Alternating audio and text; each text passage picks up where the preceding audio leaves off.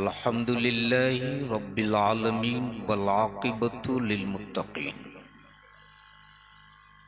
वस्सलातु वस्सलामु अला सय्यदिल मुरसलीन व अला आलिहि व सहबिहि अजमईन अम्मा बाद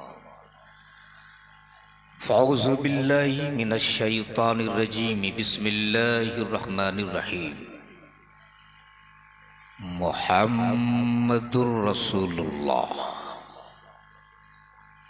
सदक़ल्लाह। बारगाहे मुस्तफ़ा में बावाज़े बुलंद पूरा मजमा झूम के दुरूद पाक पढ़ लीजिए। अल्लाहुम्मा सल्ली अला सय्यदिना मौलाना मुहम्मदिन व अला आलि सय्यदिना मुहम्मदिन बारिक सल्लिम सल्लु अलैहि सलातम व सलामन अलैका या रसूल अल्लाह सल्लल्लाहु तआला अलैहि वसल्लम। अगर आप खोखले दावे नहीं करते हो, सच्चे आशिक रसूल हो, तो रंग आशिकी में ढलकर नबी और आले नबी की बारगाह में बावाज़ बुलंद पूरा मजमा झूम के दुरूद पाक पढ़ लीजिए। अल्लाहु रब्बु मुहम्मदिन सल्लल्लाहु अलैहि वसल्लम नहनु इबादु मुहम्मदिन सल्लल्लाहु अलैहि वसल्लम सलातन व सलामन अलैका या रसूल अल्लाह। इस वक्त मिंबर शरीफ पर जमात अहले सुन्नत के मुक्तदर मुस्तनद उलमाए कराम व शौरा इस्लाम जलवा फरोज हैं। खुसूसियत के साथ मेरी जमात का वो अजीम खतीब हज़रत अल्लामा मुफ्ती रफ़ीक़ुल इस्लाम साहब क़िबला, जिनकी गुफ्तगू मेरे बाद आप सुनेंगे। मुझसे कबल मेरी जमात का वो मशहूर शायर जो सिक्का राइजुल वक्त की हैसियत से अपना लोहा मनवा ले, जनाबे मुबारक हुसैन मंजर, जिनको आपने बहुत अच्छा सुना। नाज़्म इजलास नकीब आज़म हिंदुस्तान हजरत मौलाना अफजल साहब की बड़ी खूबसूरत शायरी आपने समाप्त की,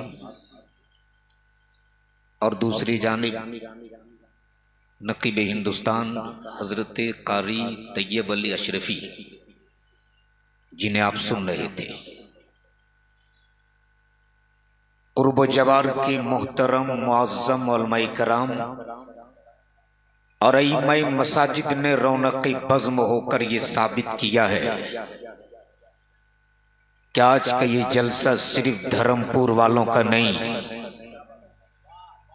बल्कि ये बज़्म तो रज़ा वालों का है। जमात की ये मुश्तरका खुशबख्ती है कि पीर तरीक़त रहबर राह शरीयत हज़रत अल्लामा मौलाना सैयद मसरूर राज़ी साहब क़िबला दामाज़िल्लहुम, जो इस वक्त हम सबों की सरपरस्ती फरमा रहे हैं, अल्लाह तबारक ताला इनकी इल्म में, अमल में, उम्र में बेपनाह बरकतें अता फरमाए। अगर बोलने आता है तो जोर से बोल दीजिए आमीन। मैं सबसे पहले मुबारकबाद दूं शहबाज़े औलिया कॉन्फ्रेंस के इनेकाद करने वाले वो जुमला मिंबरान ओहदेदारान को, जिन्होंने आज की इस कंप्यूटराइज माहौल में, जहां हर कौमों की अपनी अपनी पहचान और निशानियां, हर मजहब और धर्म के लोगों की अलामतें और पहचान का ये मीडिया प्रचार करे, अखबारात जिसकी तशहीर करे, लेकिन ये ईमान की हरारत है, हमारे पास इलेक्ट्रॉनिक मीडिया नहीं, हमारे पास प्रिंट मीडिया नहीं, हमारे पास अपने दीन की तबलीग के लिए कोई सैटेलाइट नहीं, हमारे पास कोई मीडिया नहीं। लेकिन ये कहने में शहादत हुसैन बरकाती कतई गुरेज नहीं करेगा कि वो किसी और मजहब और धर्म के लोगों का चैनल है। जो ये बिजली पे चले, अमा सुन्नियों के ईमान का चैनल तो मदीने के तार पे चला करता है। जरा जोर से बोल दीजिए, ऐसे नहीं सुनेंगे तो एक आवाज में बोल दो या रसूल अल्लाह। और बेला मुबालिगा में कहूं कि हेडक्वार्टर तो मदीने में है, मगर ट्रांसफार्मर तो अजमेर मोहल्ला में पड़ा है।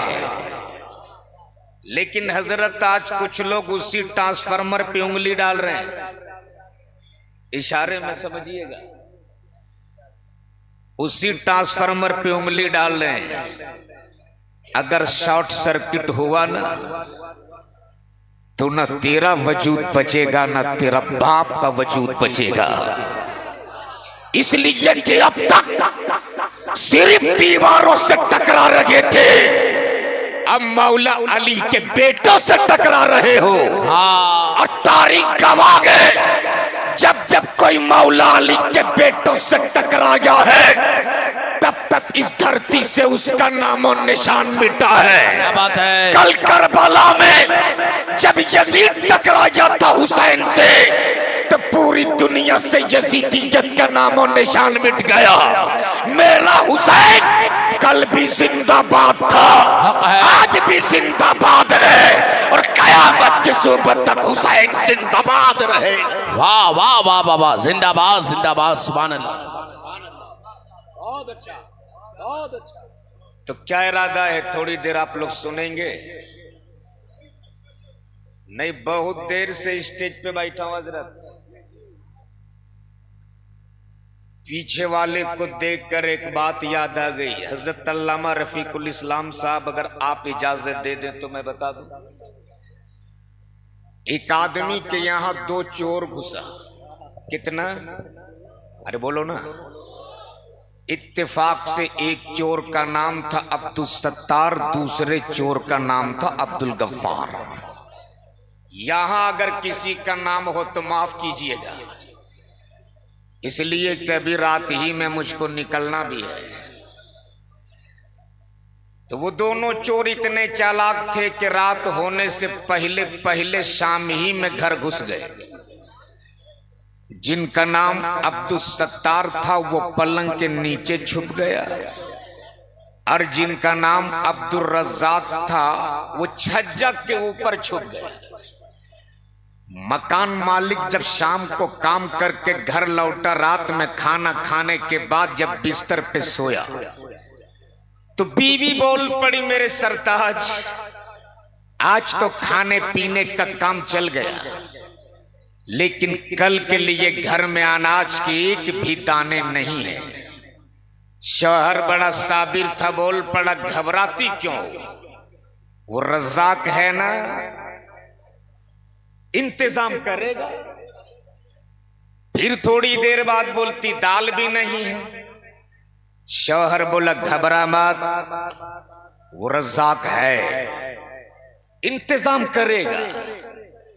फिर कुछ देर बाद बोलती, सुबह उठने के बाद फौरन आपको चाय चाहिए, आज तो घर में चाय की पत्ती भी नहीं है। शौहर बोला, अरे घबराती क्यों हो, वो रज़ाक है ना, इंतजाम करेगा। इतना सुनना था, अब्दुल रज़ाक जो छज्जा में छुपा था धड़ाम से नीचे कूद गया और गुस्सा के बोला, जब सब इंतजाम अब्दुल रज़ाक ही करेगा तो पलंग के नीचे जो अब्दुल सत्तार छुपा है वो का खाक करेगा। हजरत उसी वक्त से मैं देख रहा हूं कि यही एक चचा खड़े होके नारा लगाए, और पूरे जवानों की इज्जत बचा ले। यही दो चार लोग सुभान अल्लाह बोल रहे हैं। तो अगर आप लोग भी कुछ करने आए हैं तो एक बार पूरा मजमा अपने नबी के नाम पर अपने दोनों हाथों को उठा लो अपने दोनों हाथ और मुट्ठी बांध लो और एक बार मेरे साथ मदीने वाले मुस्तफा को पुकार लो और जोर से बोल दो लब्बैक या रसूल अल्लाह। ऐ जोर से बोल लब्बैक या रसूल अल्लाह, लब्बैक या हबीब अल्लाह, लब्बैक या रसूल अल्लाह। है शायद आपको पता नहीं है, आपके इसी जुनून इश्क को देखकर आज पूरी दुनिया डरती है। तेरे इसी जुनून इश्क को देखकर आज जमाने के लोग खौफज़दा हैं। और जब वो लोग तेरे घर के करीब तेरी गलियों से गुजरते हैं तो तेरे इसी जुनून इश्क को देखकर आपस में बातें करते हैं कि ये कौन लोग हैं जो न सर्दी देखते न गर्मी, न धूप देखते न बरसात, न इन्हें भूख लगती न प्यास, न ये दिन देखते न रात। जब पूरी दुनिया चैन की नींद अपने बिस्तर पे ले रही, ये किसके इश्क में जाग रहे हैं, ये किसके इश्क में मस्त हैं, ये किसके इश्क में पागल हैं। तब उन्हीं में से कोई कहता ये वो लोग हैं जिन्होंने मोहम्मद अरबी का कलमा पढ़ा है। तब वो लोग कहते क्या इन्होंने जिस नबी का कलमा पढ़ा अपने उस नबी को देखा भी? जवाब मिलता नहीं, न इसने अपने नबी को देखा, न नबी के जलवे को देखा, न नबी के तलवे को देखा। तब वो कहने पे मजबूर हो जाते अरे जब विलादत के 1500 साल बाद बिन देखे इनका इश्क का आलम ये गए तो 1460 साल पहले उनका इश्क क्या होगा जिसने अपनी आंखों से मुस्तफा को देखा होगा। नारे तकबीर, नारे रिसालत, नारे हैदरी, इश्क मुस्तफा, पैगामे मुस्तफा, शहबाज़े औलिया कॉन्फ्रेंस। वाह वाह। अच्छा, यहाँ इनाम खतीबों को भी लिख दे रहे हैं। अरे भैया, कुछ जगह पर तो लोग खतीबों को इनाम देना पाप समझते हैं। यही वजह है कि खतीब लोग भी आजकल नात पढ़ना शुरू कर दिए। हजरत एक हादसा हुआ था उड़ीसा में। यूपी से खतीब पहली बार आया उड़ीसा, और मैं तो समझता हूं कि उड़ीसा में फैजान सरकार मुजाहिद मिल्लत है कि लोग शायरों को बहुत नवाजते हैं। उन्होंने देखा मैदान तो बड़ा अच्छा है, चलो 2-3 शेर मैं भी पढ़ दूं। आवाज तो फटेरी बांस। 1 शेर, 2 शेर, 3 शेर, 10-20 रुपए मिलने लगे, उनके अशार भी बढ़ने लगे। तो कमेटी का एक लड़का मोटा सा डंडा लेके चारों तरफ घूम रहे स्टेज के। मौलाना बोले बाबू बैठ जाओ, बस मैं अब खत्म करने वाला हूं। उन्होंने कहा नहीं हुजूर, आप तो मेरे मेहमान हो, आप पढ़ो। मैं तो उसको ढूंढ रहा हूं जिसने आपको दावत दिया है। सुभान अल्लाह। अल्लाह आप लोगों के इस इश्क को सलामत रखे।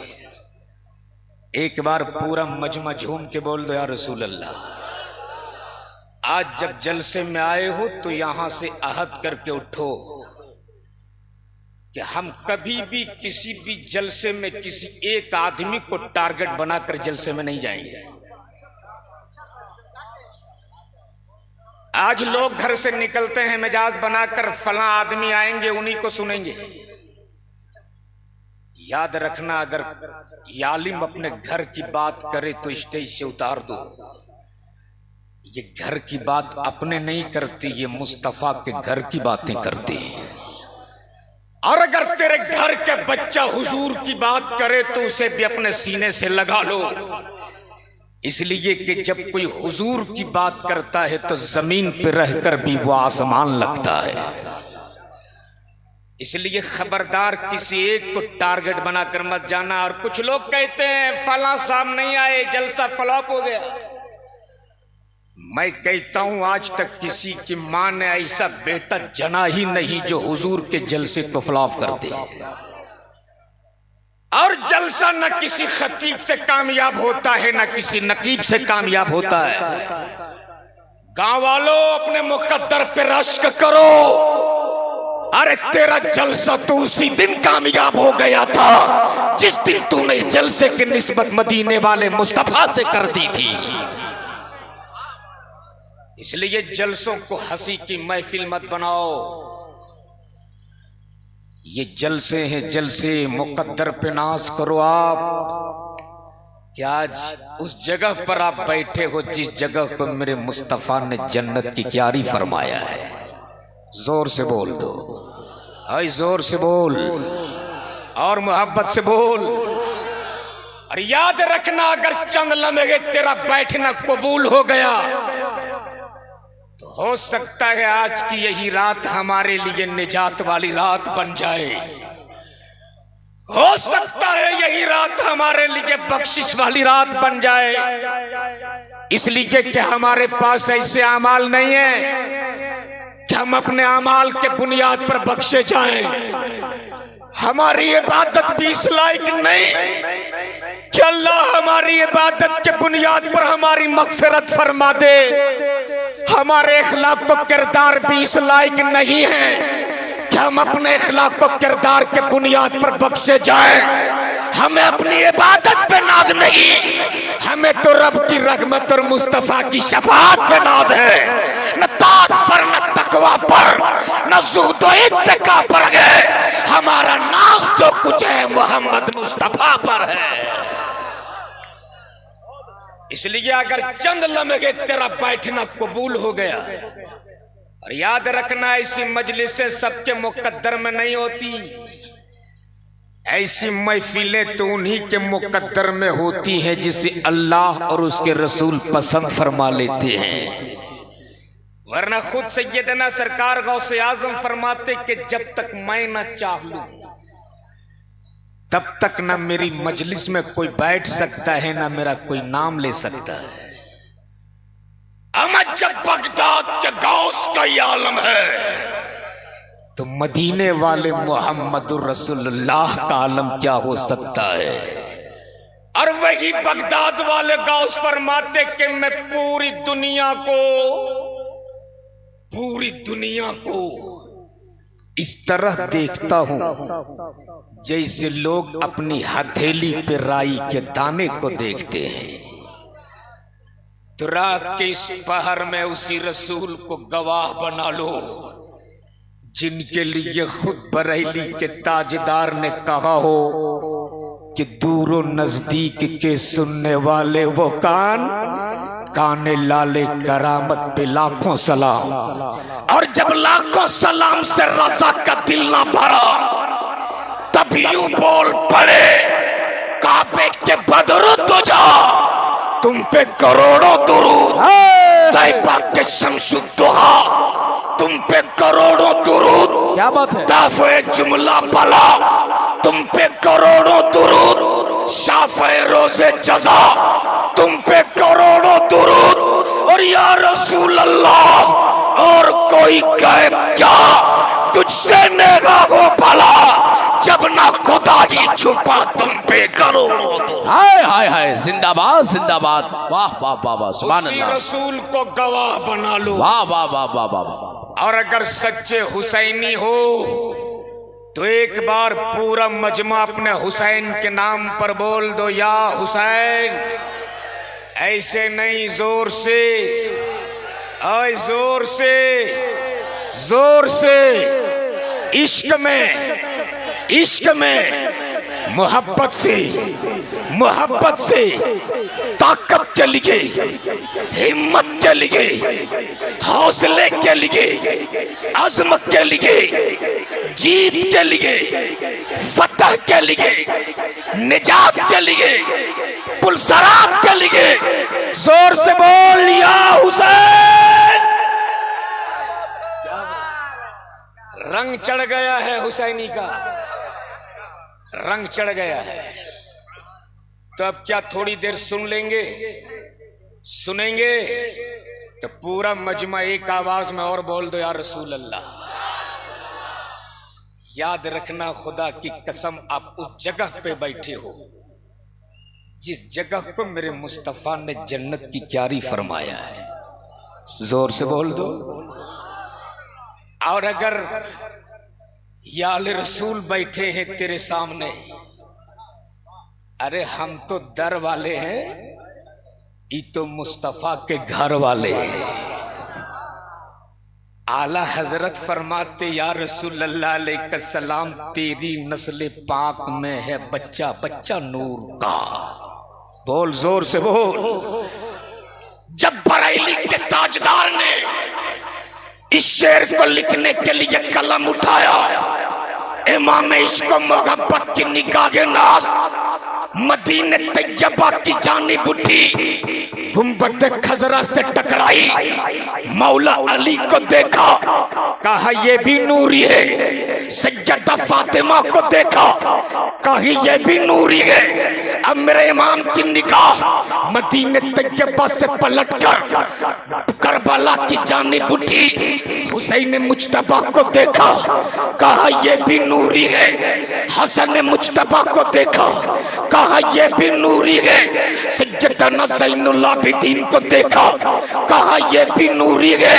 अब मेरे इमाम की निगाह मदीने तैयबा से पलटकर बगदाद की जानिब उठी, गौसे आज़म को देखा, कहा ये भी नूरी है। अजमेर की धरती पर मोइनुद्दीन को देखा, कहा ये भी नूरी है। देवा में वारिस को देखा, कहा ये भी नूरी है। कलियर में साबिर को देखा, कहा ये भी नूरी है। दिल्ली में निजामुद्दीन को देखा, कहा ये भी नूरी है। तब इमाम इश्क मोहब्बत ने लिखा, या रसूल अल्लाह, तेरी नस्ल पाक में है बच्चा बच्चा नूर का। तू है आईने नूर, तेरा सब घराना नूर का। वाह वाह वाह वाह, जिंदाबाद जिंदाबाद। तू है आईने नूर, तेरा सब घराना नूर का। आप उसी मुस्तफा के आल के सामने बैठे हो। और मुसलमानों, आज अगर आपका बैठना कबूल हो गया तो आज आप इस खुले आसमान के नीचे बैठे हो।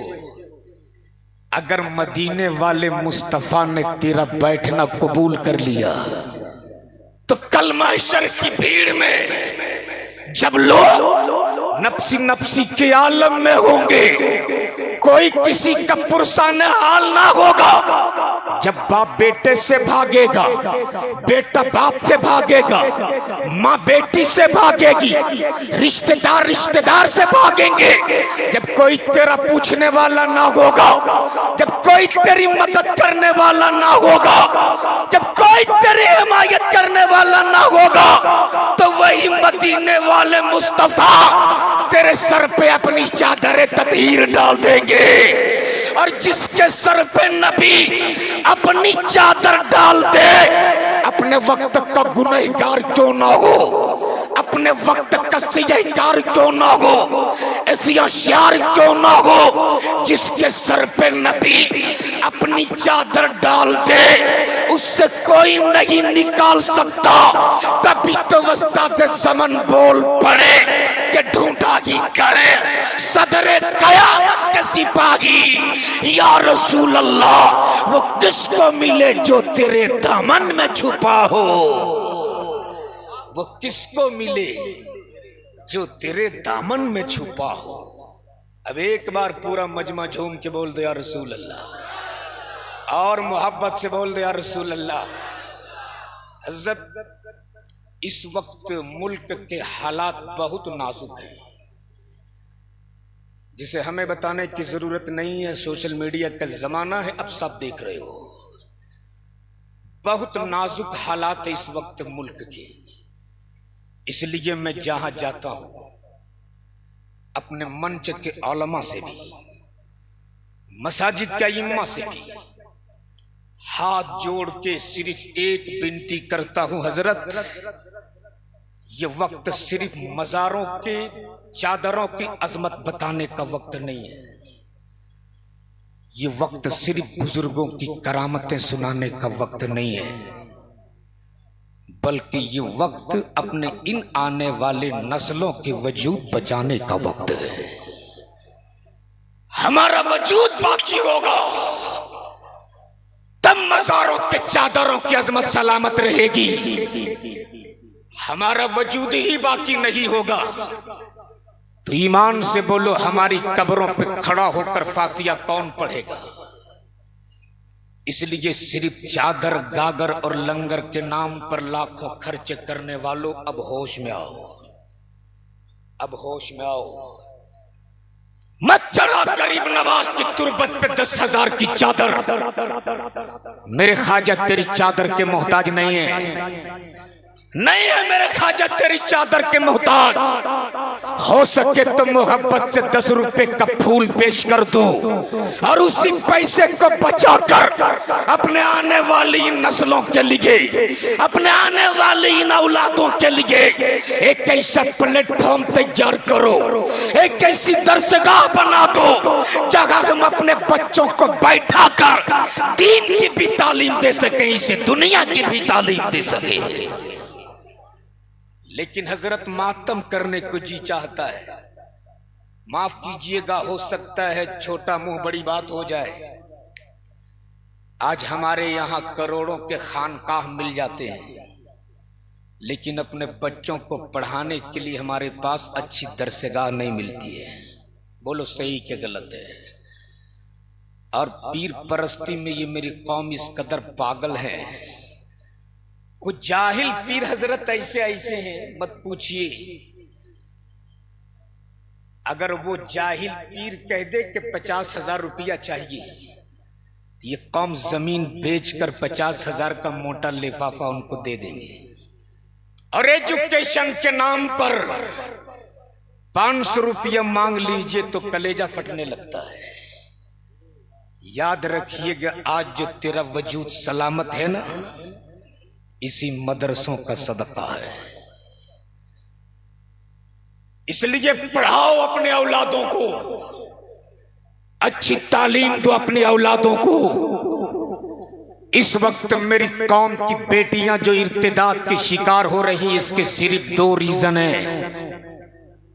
पहला रीजन ये कि हमारे पास कोई अपनी दरसगाह नहीं है, और दूसरा रीजन ये कि हमने निकाह को बहुत महंगा बना दिया है। खुदा की कसम, उस वक्त फेसबुक और व्हाट्सएप पे जब ऐसी खबरें पढ़ता हूं तो कलेजा मुंह को आने लगता है कि ज़ैनब नाम की बेटी किसी अर्जुन के साथ भाग रही है, फातिमा नाम की बेटी किसी महेश के साथ चली गई। उस वक्त सोचता हूं, काश हमारे पास भी कोई ऐसी दरसगाह होती, हमारे पास भी कोई सा प्लेटफॉर्म होता जहां हम अपनी कौम की बेटियों को बैठा कर ज़ैनब नाम रखने से पहले अगर हमने उससे सैयदा ज़ैनब की जिंदगी की तारीख पढ़ा दी होती, फातिमा नाम रखने से पहले अगर सैयदा फातिमा की जिंदगी की कहानी सुना दिए होते, खुदा की कसम ये मेरी कौम की बेटियां अपनी जान देना तो पसंद कर सकती थी, अपने ईमान का सौदा करना पसंद नहीं कर सकती थी। लेकिन अफसोस, आज हमने अपनी बेटियों का नाम फातिमा रख दिया, लेकिन सैयदा फातिमा की जिंदगी की कभी कहानी नहीं सुनाई। नाम हमने अपनी बेटियों का ज़ैनब रखा, लेकिन सैयदा ज़ैनब की जिंदगी की कभी तारीख नहीं पढ़ाई। सुन सैयदा ज़ैनब कौन थी सुन। एक बार पूरा मजमा जोर से बोल दो या रसूल अल्लाह, और जोर से बोल दो सुभान अल्लाह। सहन है मस्जिद नबवी का। बाबू एक थोड़ी देर बैठ जा बेटा। पता नहीं इन जवानों को 12 बजते ही पेशाब क्यों लग जाता है। इतना मसाना नहीं कमजोर होना चाहिए इस उम्र में, लेकिन क्या कीजिएगा हजरत, यही मिजाज है। अभी एक जिद्दी खतीब तकरीर कर रहे थे, बीच से एक नौजवान कभी उठे कभी बैठे। मौलाना बड़ी जिद्दी थे, जोर से डांटा, नौजवान बैठ गया। जलसा खत्म हो गया, वो बैठा ही रहा। लोग सलातो सलाम पढ़ लिए, वो बैठा ही रहा। मौलाना बोले बाबू अब क्यों नहीं जाते हो? बोले हुजूर जिस काम के लिए जा रहा था वो यही हो गया है। तो अगर जरूरत है तब जाओ। अच्छा एक आदमी नहीं जाएंगे, एक आदमी कुछ तिंजा लगा है तो 3 आदमी को पकड़ के लेके जाते हैं। अब समझ में नहीं आता, एक आदमी पकड़ता है, दूसरा थामता है, तीसरा क्या करता है। तो सुनेंगे तो जरा एक बार झूम के बोल दो या रसूल अल्लाह, और मोहब्बत से बोल दो या रसूल अल्लाह। सहन है मस्जिद नबवी का, और मस्जिद नबवी के उस सहन में बैठकर 6 साल की एक बच्ची कुरान की तिलावत फरमा रही। अरे कब बोलिएगा, जोर से बोल। अगर बेटियों के बाप बैठे हो तो बहुत तवज्जो से ये मेरी चंद मिनट की गुफ्तगू सुन लो। मस्जिद नबवी के सहन में बैठकर 6 साल की एक बच्ची कुरान की तिलावत फरमा रही। तिलावत फरमाते फरमाते थोड़ा सा दुपट्टा सर से सरक गया। अल्लाहु अकबर। सैयदा तैयबा ताहिरा आबिदा साहिदा हजरत फातिमा तो ज़हरा तशरीफ ले आई। अरे बोल दो ना। और तशरीफ लाने के बाद सर से जो थोड़ा सा दुपट्टा सरका था, सैयदा फातिमा ने सर पे डाल दिया, और डालने के बाद बोल पड़ी, ए बेटी ज़ैनब, खबरदार अपने सर से दुपट्टा सरकने ना देना, वरना तेरे नाना मुस्तफा तुझसे नाराज हो जाएंगे। अल्लाहु अकबर। उम्र कितनी है? उम्र कितनी है? अरे बोलो ना कितनी उम्र है? सिर्फ 6 साल। पूछो मुफ्ती साहब की बिला तशरीफ फरमा है, 6 साल की उम्र में पर्दा फर्ज नहीं है हजरत, लेकिन तरबियत का असर देख। आज मेरी कौम की बेटियां जींस और टी-शर्ट पहनकर घर से निकलती है कॉलेज के लिए। है किसी बाप में हिम्मत जो पूछ ले बेटी इस लिबास में तू कहां जा रही है? याद रखना, औलादों का पहला मदरसा और पहला स्कूल माँ की गोद हुआ करती है। जिस तरह आप अपनी औलादों को तरबियत दोगे, आगे चल के वो तेरी औलादें वैसी ही होगी। सैयदा ज़ैनब के सर पे सैयदा फातिमा ने दुपट्टा डाल के कहा था, खबरदार बेटी अपने सर से दुपट्टा सरकने ना देना, वरना तेरे नाना तुझसे रूठ जाएंगे, तेरे नाना तुझसे नाराज हो जाएंगे। इतना सुनना था। सैयदा ज़ैनब बिलक बिलक के रोने लगी। सैयदा ज़ैनब हिचकियां ले ले के रोने लगी। इतना रोई सैयदा ज़ैनब, इतना रोई सैयदा ज़ैनब। फिर सैयदा फातिमा को आना पड़ा, और आने के बाद बोल पड़ी, ए बेटी ज़ैनब, इस तरह से बिलक बिलक के क्यों रोती हो? इस तरह से सिसकियां ले ले के क्यों रोती हो? तब सैयदा ज़ैनब ने कहा था, अम्मी कहीं मेरे नाना मुस्तफा मुझसे नाराज तो नहीं हो गए? ए अम्मी फातिमा, आज मैं आपको गवाह बनाकर आपसे वादा करती हूँ कि आपकी बेटी ज़ैनब अपनी गर्दन तो दे सकती है, अपने सर से कभी दुपट्टा सरकने नहीं दे सकती है। वाह वाह वाह, जिंदाबाद जिंदाबाद। इसलिए अपने औलादों को अच्छी तरबियत दो, और अच्छी तरबियत के लिए मदरसा से बेहतर इस वक्त कोई जगह नहीं है। अगर अपने औलादों को मौला अली का गुलाम बनाना चाहते हो, अगर अपनी बेटियों को सज्जदा ज़ैनब का कनीज बनाना चाहते हो, तो इस वक्त मदरसा से बेहतर कोई जगह नहीं है। मैं मुबारकबाद देता हूं धर्मपुर वालों को। अभी हजरत अल्लामा नूर आलम साहब कह रहे थे कि रईसुल कलम का कौल है कि जिस जलसा से कोई तहरीक जन्म ना ले वो जलसा बांझ है, बांझ। इसलिए आज हम अपने जलसे को बांझ नहीं होने देंगे। आज इस जलसे से तहरीक जन्म देंगी। आज इस जलसे से ऐसा इदारा जन्म लेगा जिस इदारे में बैठकर रसूलुल्लाह के गुलाम नबी की नात भी पढ़ेंगे, हदीस रसूल भी गुनगुनाएंगे और अपने सीने में कुरान के 30 पारे महफूज भी फरमाएंगे।